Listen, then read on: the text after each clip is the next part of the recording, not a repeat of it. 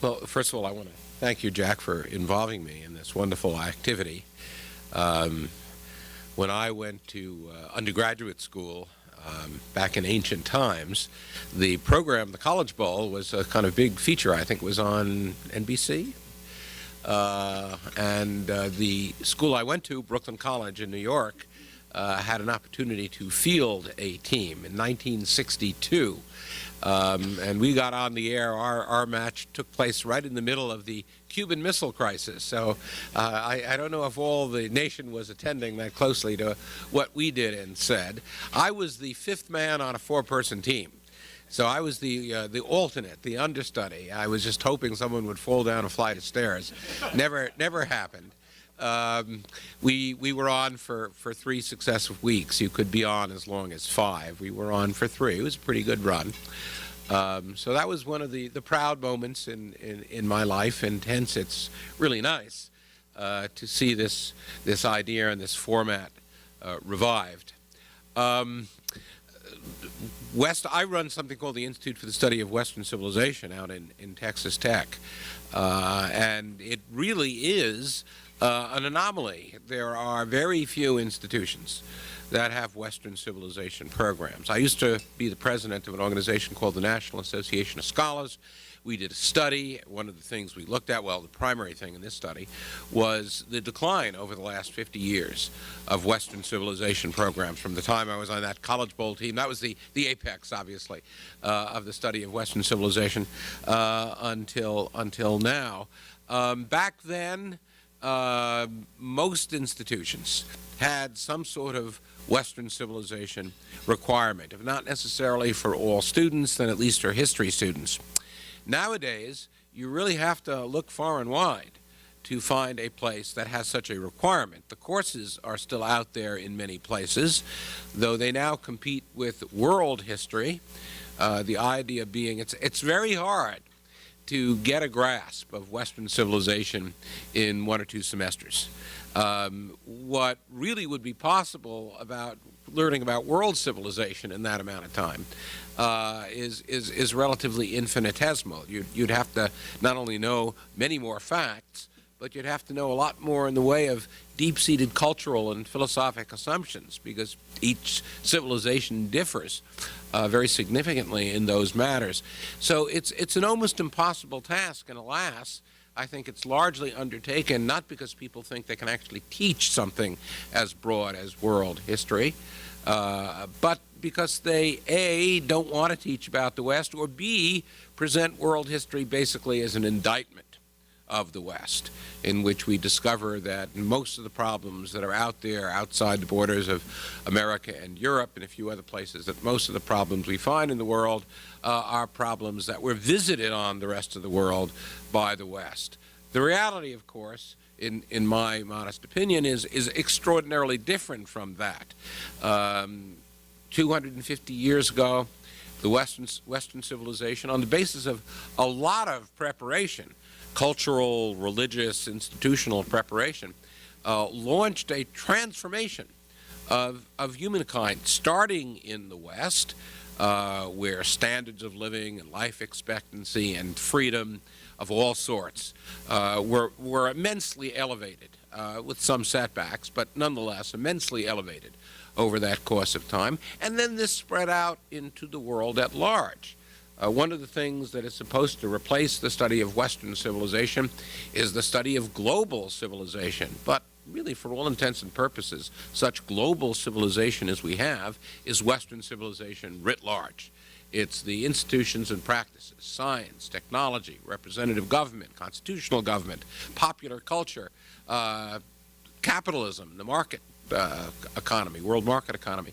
It's institutions developed in the West over the last few hundred centuries, then sort of expanding worldwide and beginning the process that started in the West but now is going on in many other places outside it, of raising the human prospect, of improving life for the better, of making it wealthier, freer, and much more interesting, actually, than it was in times past. So it's a tragedy that we don't anymore take the time to introduce students not merely to this wonderful world-changing phenomenon of Western civilization, now kind of gone global, but of a contemplation of what made that happen.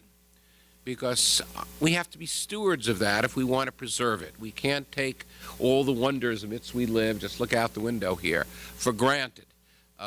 It's something that's very anomalous in the overall history of humankind. So we need to study it. We don't.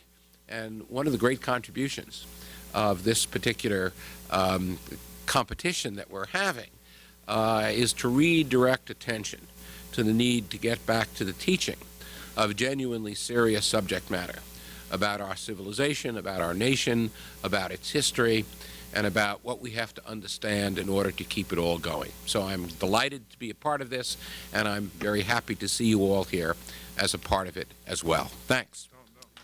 Yeah, I think Steve was being a little modest there. He was the founder of the National Association of Scholars and president for many years. And I know those of you who are professors know about the organization, and if you're not already a member, talk to me afterwards because we need to sign you up. It's a membership-based organization which has really been concerned for 30 years about these kinds of issues. It's fighting the good fight. They've done a number of studies. We did a study actually here in Texas about the teaching of American history in American universities. And it was pretty shocking what we discovered, that what we might call the traditional issues of history, military history, political history, history of ideas, history of technology, these things are disappearing from academic history. And the leftists will sometimes talk about race, class, and gender. But we found in this study that it was actually gender, and gender. That is, gender and sexual identity kind of questions, at least at some of the elite universities, are metastasizing and taking up all of the energy from the academic field and leaving very little time for those other more traditional considerations. Now you might think, well, okay, so crazy stuff is happening at a few elite universities, UT&M, but how does that affect us in our day-to-day lives in the K through 12 world? And the answer is it profoundly affects that, because there's very much a trickle-down effect that occurs. And we're seeing that, for instance, in the advanced placement tests. Advanced placement in U.S. history and advanced placement in European history. And again, the NAS has just done studies on both of these, showing that the standards have been gutted, basically, in recent years. Again, the traditional questions are being eliminated to make room for victim studies, for sexual identities kind of issues. I mean, NAS had a very critical review of the new standards for the AP U.S. history exam. And so AP went back and said, okay, we'll change it. Oh, okay, we'll actually add George Washington into the standards. And it's like, George Washington was not in the standards until NAS pointed out this lack. So, I mean, the changes they made were actually pretty minor along the sides. Okay, we'll add Washington and Jefferson and the Declaration of Independence back into the standards. So that you can just imagine what they were like before that. And so it really is an issue that I think none of us can afford to ignore. But I think the good news is that it is, I think, changeable. In some ways, the bad news is the good news. That is, as the elite higher education system is collapsing in many ways, and I think great inflation is a big part of that. There's opportunities for us to create alternatives, and the way to do that is to create ways in which students and their teachers can demonstrate their excellence, demonstrate their knowledge of these great issues, and that's really what this competition is going to be an example of. And we think we'll build, and as this becomes a nationally recognized competition, it will encourage colleges and universities and professors all around the country to put these sorts of matters back on the agenda. So I thank you very much for your participation and your support. In order to preserve our nation and our civilization, we need to understand it. And in order to understand it, first and foremost, we need a comprehension of its history, of its past, of its great events, of the foundational ideals and ideas that underlie it, and those citizens and leaders who have come forward in past generations to put themselves on the line for its security and for its growth. And we learn this by studying American history and by studying the history of Western civilization. So this particular program is going to demonstrate the importance of this subject matter and is going to exhibit some of the best students that we have in the Houston region as they display their knowledge. I'm very much looking forward to acting as the judge. I second what Steve has to say. Steve and I we're really committed to higher education and to the rejuvenation of education in the country. And we think a program like this is really the ideal way to do that. You accomplish a lot through the carrot rather than the stick, pulling rather than pushing. And by offering students and their teachers the opportunity to demonstrate excellence in this area, we think we're really going to encourage this further study in our institutions. So thank you all for coming.